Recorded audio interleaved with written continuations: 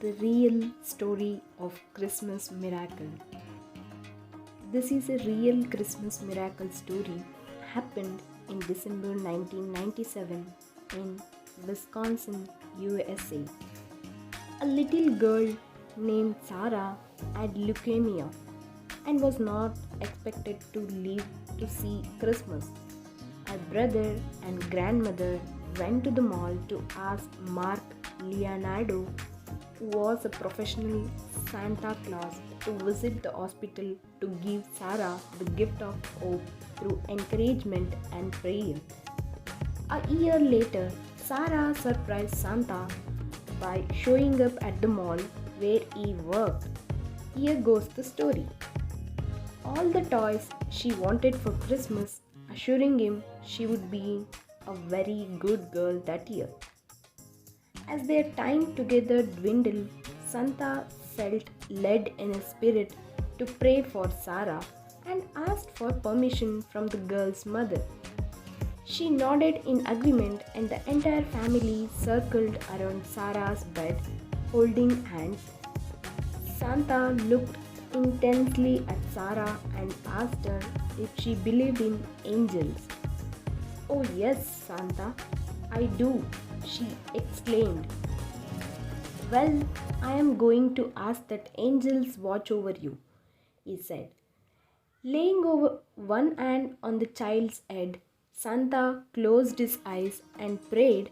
He asked that God touch little Sarah and heal her body from this disease.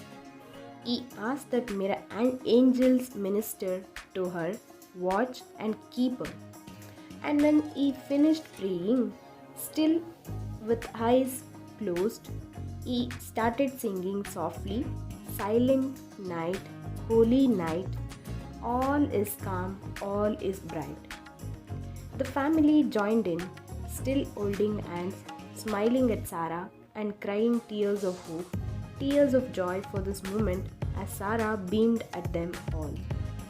When the song ended, Santa sat on the side of the bed again and held Sarah's frail, small hands in his own.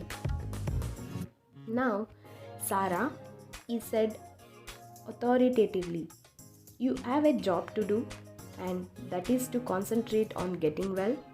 I want you to have fun playing with your friends this summer, and I expect to see you at my house at Mayfair Mall this time next year."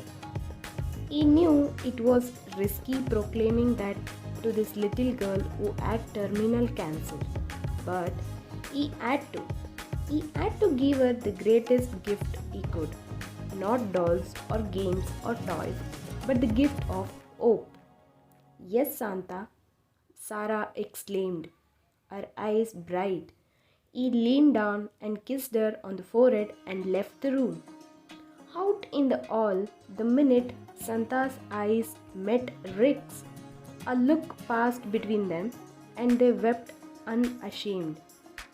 Sarah's mother and grandmother slipped out of the room quickly and rushed to Santa's side to thank him.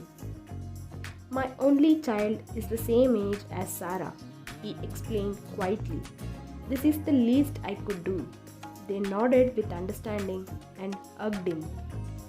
1 year later, Santa Mark was again back on the set in Milwaukee for a 6-week seasonal job, which he so loves to do. Several weeks went by, and then one day a child came up to sit on his lap. "Hi, Santa, remember me?" "Of course I do," Santa proclaimed, smiling down at her. After all, the secret to being a good Santa is to always make each child feel as if they are the only child in the world at that moment. "You came to see me in the hospital last year." Santa's jaw dropped.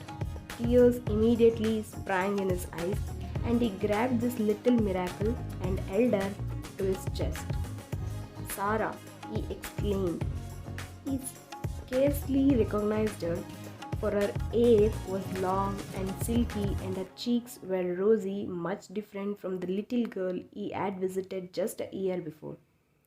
He looked over and saw Sarah's mother and grandmother in the sidelines, smiling and waving and wiping their eyes. That was the best Christmas ever for Santa Claus. He had witnessed and been blessed to be instrumental in bringing about this miracle of hope.